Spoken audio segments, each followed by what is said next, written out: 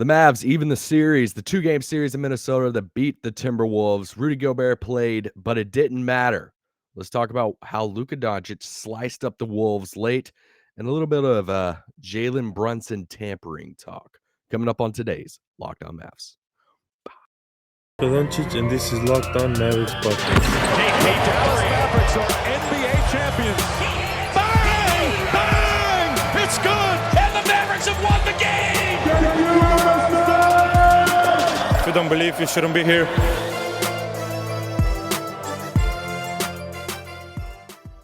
Welcome to Locked On Mavs. It's one of your co-hosts, Isaac Harris, half of Locked On Mavs, contributor to Mavs.com, Studio 41.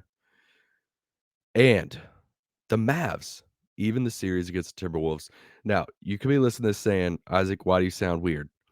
Guys, I'm sick. All right. So let's just get over it really quick. Elephant in the room. I'm sick. This is how my voice is going to sound. I have my tea. I have tea with me. So I'll be taking sips of tea. And Nick is out with family. Yeah. Let's do this. Let's do a pod because the Mavs won. They beat the Timberwolves 104-99.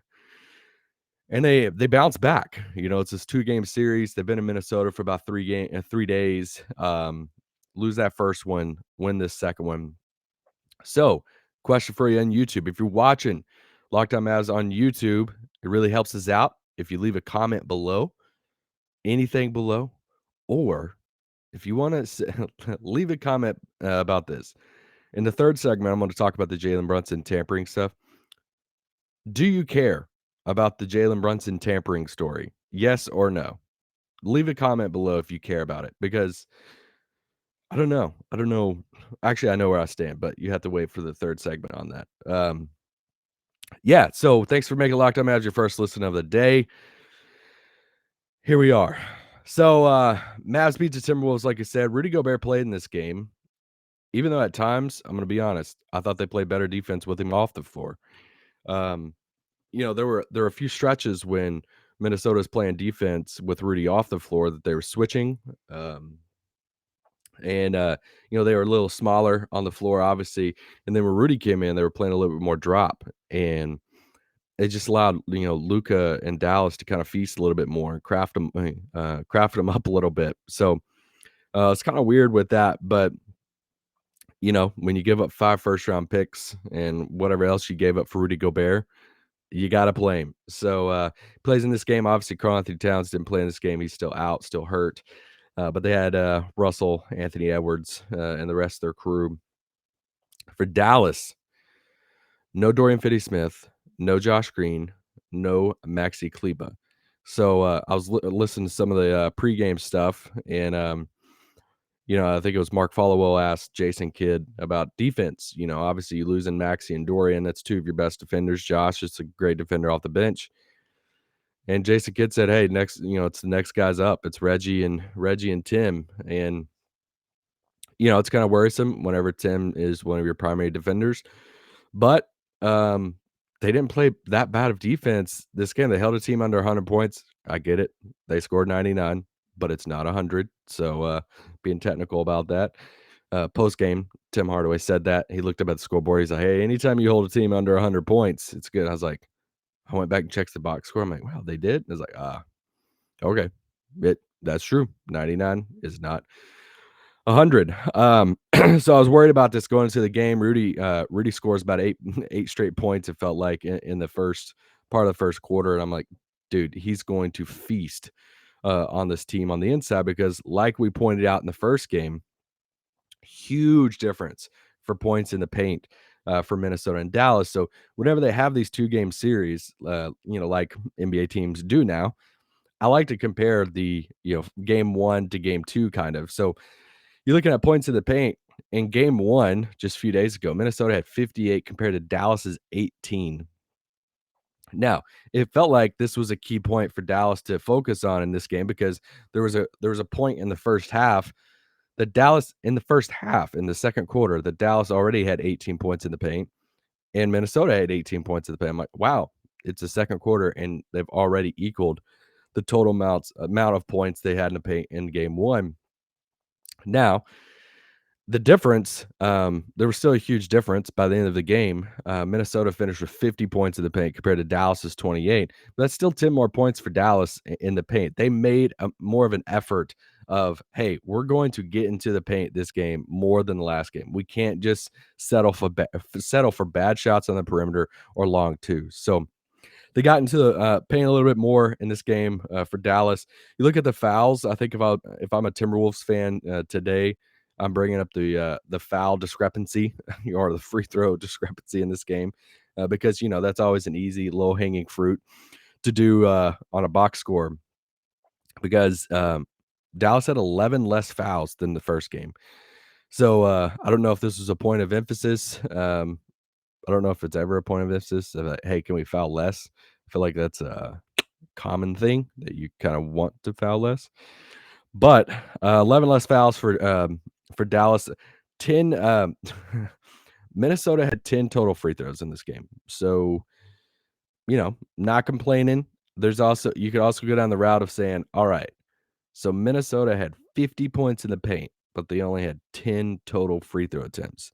So if you're the Timberwolves, that's what you're complaining about. I'm not saying that there was a bunch of missed calls. I'm just saying that's the low-hanging fruit for a T-Wolves fan looking at a box score that you could try to draw those conclusions if you didn't watch the game. There was a few different plays. I'm like, okay, probably should have called a foul on a Maverick player right there when they drove in the paint, but they didn't.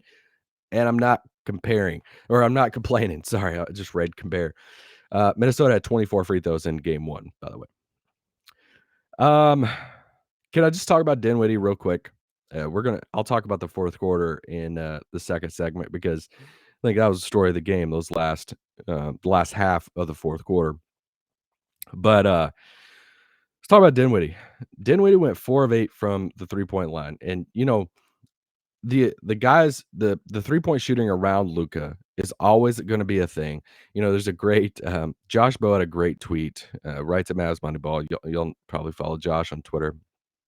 He had a great tweet of this graph he made back, I don't even know what year. He made the graph of basically when Mavericks role players hit the shots that are created from Luka, they look like a finals team. When they miss the shots created by Luka, they look like a lottery team. And it's just a great simple graph that kind of explains the Mavericks of the past, like, I don't know, all of Luka's career.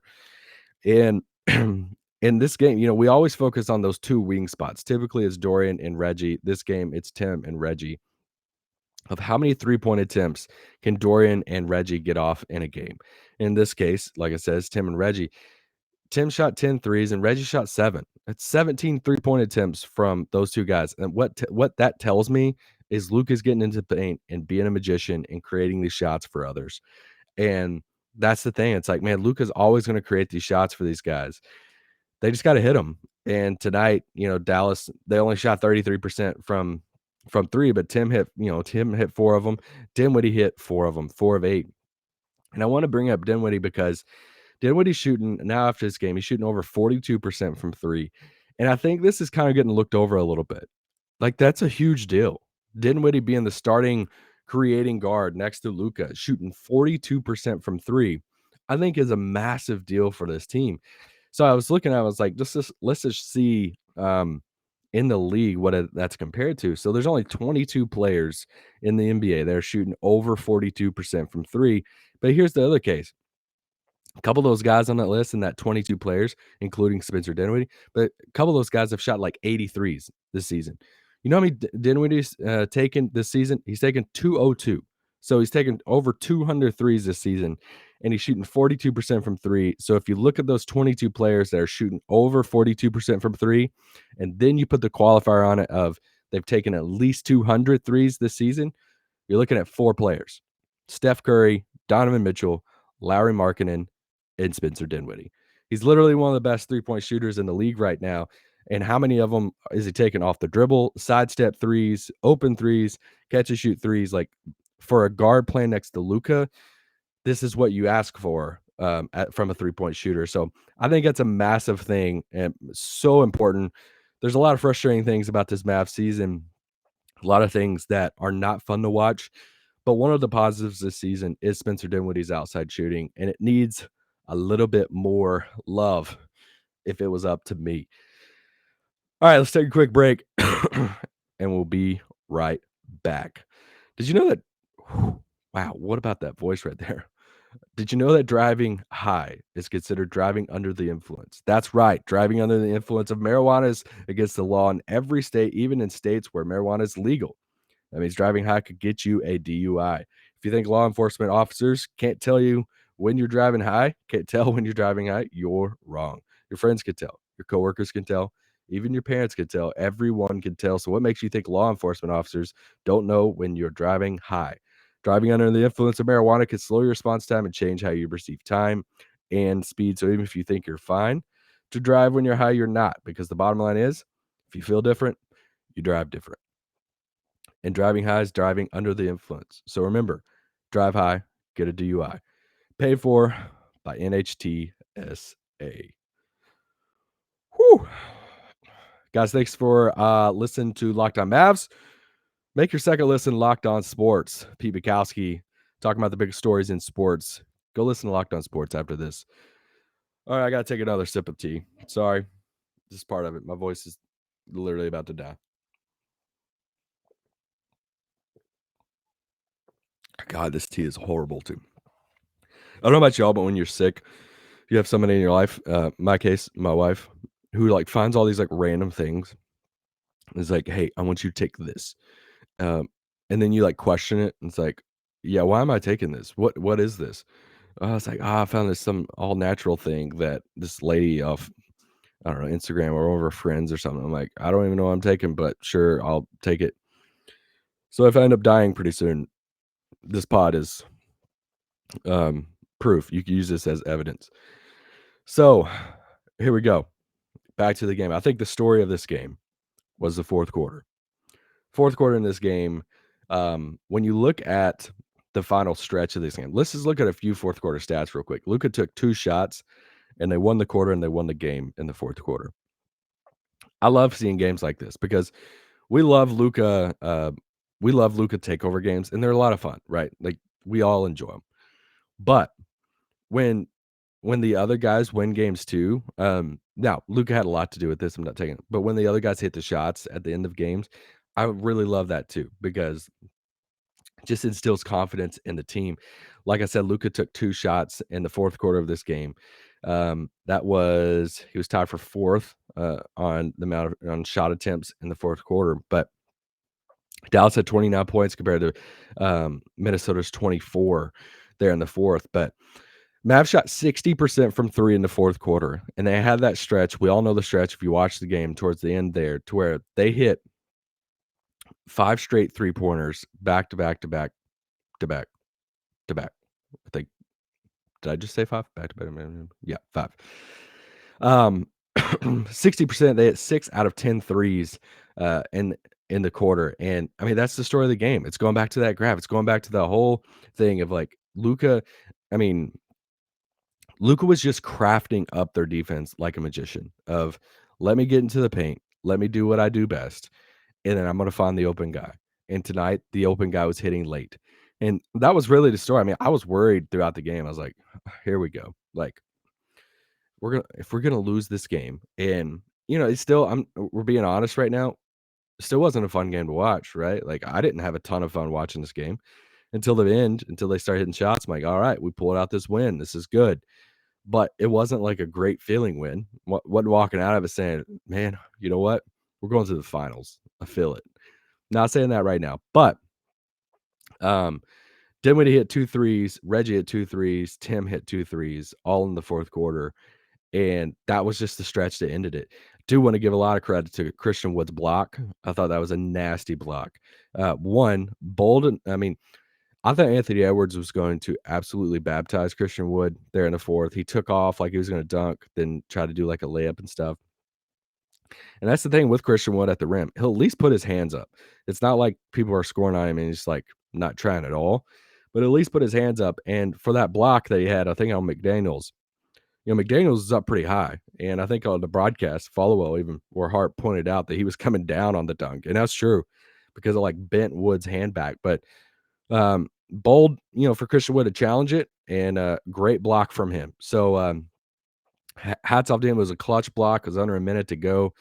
Minnesota really needed that bucket, and yeah, just a monster of a block for him. And he played half the quarter. Luka played about half that fourth quarter. Christian Wood obviously started in this game. It was a tight 9-man rotation for Dallas, since so many players were out.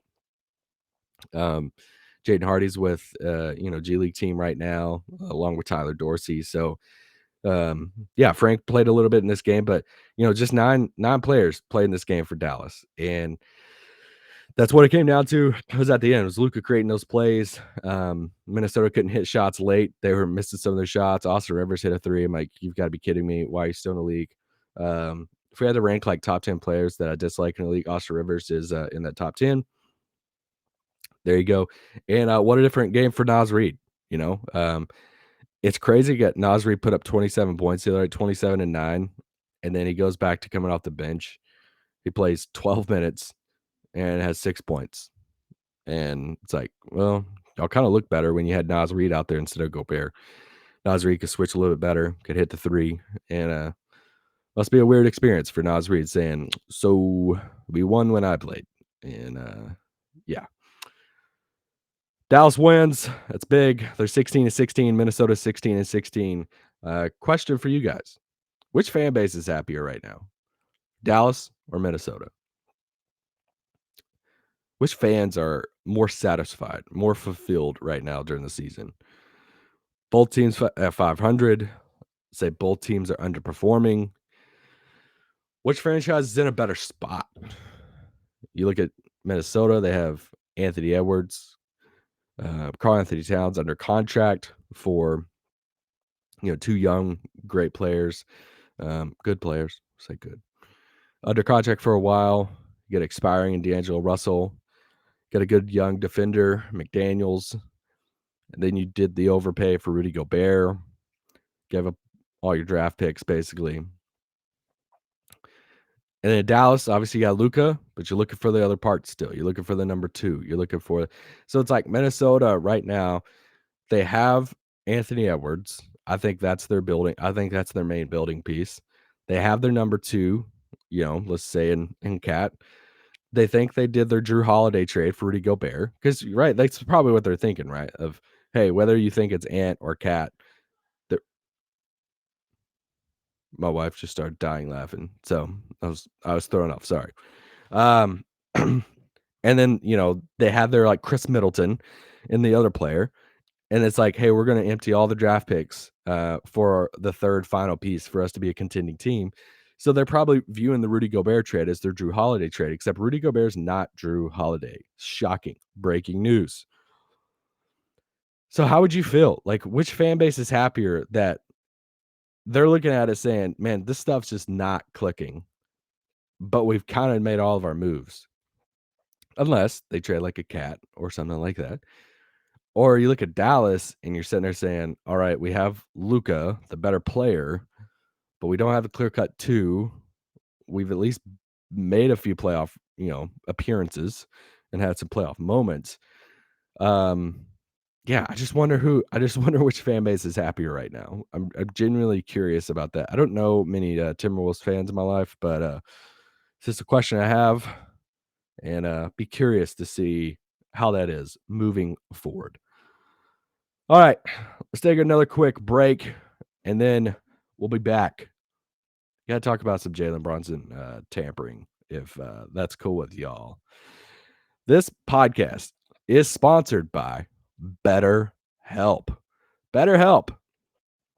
Guys, we all go through times in life, right? We have those valley moments. There's mountaintop moments that are great, and we're enjoying life. Everything is just beautiful rainbows and flowers. But man, those valley moments could come so fast, and you don't know. You're looking around saying, I don't even know what the next step is. I need help. Life doesn't come with a user manual, right? Like it doesn't have a book that we can open up and tell us everything about our life. Oh, there's a book I know. Sorry, I had to say that. Unfortunately, life doesn't come with that. So when it's not working for you, it's normal to feel stuck. Navigating any of life's challenges can make you feel unsure, whether it's a career change, new relationship, maybe becoming a parent. Therapists are trained to help you figure out the cause of challenging emotions and learn productive coping skills, which makes therapy the closest thing to a guided tour of the complex engine called you.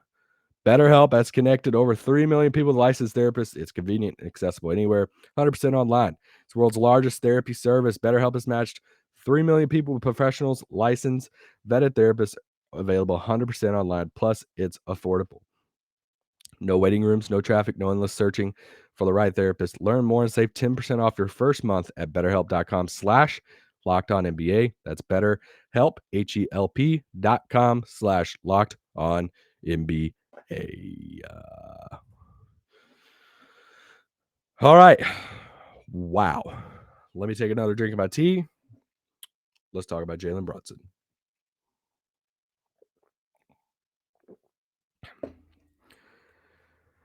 Leave me a comment if you're still listening to this, despite my voice. Leave me a comment because I know some of you are going to reach out to me and be like, hey, sorry, I had to turn it off. Can't listen to your voice like that. So if you're still watching, leave a comment. Let me know. Let me know. Got a great tweet yesterday. Somebody said, what gets them up every day is thinking about, is our pod, Nick and Isaac, talking. I'm like, bless your soul. So if that's you who tweeted at my wrong side, my heart goes out to you. Thank you. So earlier yesterday, the NBA announced, oh, dang it, I had it pulled up. Here you go. Official announcement from the NBA. The NBA announced today the New York Knicks violated league rules governing the timing of the season's free agency discussions, and the league has rescinded New York's own second-round pick in the 2025 draft. This outcome reflecting a finding following an investigation that the Knicks engaged in free agency discussions involving Jalen Brunson prior to the date in which such discussions were permitted. Wow. I am so shocked by this news. Like, I can't believe it. You're telling me the Knicks talked to Jalen Brunson before free agency? You mean he talked to his dad about playing for the Knicks before free agency? Pretty shocked that news came out, and man, I'm just so thankful that the NBA got it right. That they took away a whole second round pick. That 2025 second round, it's looking nice. Like, have y'all looked at those prospects yet? Ringer NBA draft guide. I don't know if it's out for 2025, but I mean, the rumors are saying that second round in 2025, those prospects 40 to 30, to 60 is looking real good, real difference makers, franchise changers. So it's huge loss for the Knicks losing that second round pick. No, I just don't care. Honestly, I don't care about the story anymore. I didn't care a while back when they said they were going to investigate, because it doesn't do anything. Like, what does it matter to Dallas right now? What is Nico Harrison and Mark Cuban setting back whenever they get the news? Like, I'm assuming they got a call from somebody saying, hey, this was the results, whatever it is. Like, you're not celebrating, right? Like, you high-fiving somebody saying, oh, yeah, we got him. Cool. Like, they lost the second round pick. Who gives a crap? Like, it's not even – I've seen somebody throw out a while back saying, what if the other team gets the docked pick? Like, what if Dallas got the 2025 pick from the Knicks? I mean, cool. Like, it would at least make a little bit more like sense, or at least like, oh, okay, a little less sting. But even that, I'm not sitting there saying, wow, that's huge, right? Like, who? I don't know. It's kind of like the 2-minute report. I get those notifications or those emails or whatever it is every single day saying, here's a 2-minute report from the night before. Like, all right, cool. You know how many times I've opened that thing? Probably like twice in my life. Because it's like, what? It doesn't change anything. Like, cool that we can look at it and say, I'm glad you talked to your dad. I'm glad when y'all are talking about where are you going to eat one day that y'all are just like, hey, let's talk about some Nick stuff. And they caught it. Okay, we all knew this was happening. So shout out to the NBA. Glad they confirmed what everybody knew and thought. And I don't think the Knicks care. The Knicks are having a great season. We just had a pod yesterday talking about potential all-stars. And Brunson could be an all-star this year, and that's probably gonna piss off some Mavs fans, but, I mean, Brunson or Randall have to get in for the Knicks, especially if they're playing like this, and who knows which one's gonna be, but he's having a great season. He left here to go do exactly what he's doing in New York City. He had all the family connections in New York, he wanted to run his own team, and you know what? He could be an all-star, and so everything that he wanted and left for, he's doing exactly that right now. So, like, I'm not sitting here, like, faulting him. He'll be here next week, right? It's 27th, 2 days after Christmas. Knicks will be in town, Brunson's return. Dirk's statue will be up for a few days then, and, or unveiled for a few days, and, I'm sure Brunson will go out and check that thing out, and, it'll be fun, but, yeah, I just honestly don't care about it, but that's the news, with Brunson stuff. If you've been, waiting, checking in, waiting for the results of that investigation every day, shout out to you. I honestly don't think you exist, but if you do, today was your day. You could celebrate, have a glass of wine tonight that, the Knicks were docked a 2025 pick, while, Dallas lost him for nothing. So, don't think the Knicks care, and honestly, I don't think the Dallas Mavericks should care either. Guys, we'll be back tomorrow for day before the Rockets game.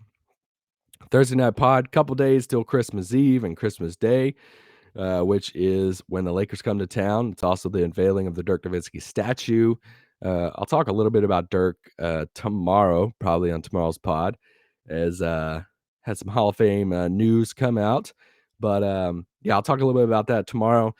Guys, it's been good. Thanks for bearing with me despite my voice. I appreciate you for sticking in there.